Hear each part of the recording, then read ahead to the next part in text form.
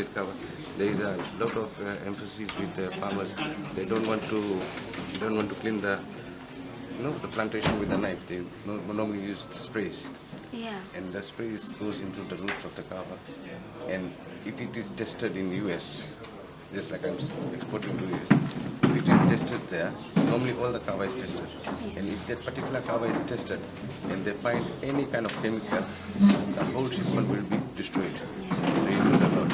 Yes. So with biosecurity it's better for biosecurity people to coincide with the MPI, with the agriculture people, and have a workshop Yes. all around Fiji for the farmers.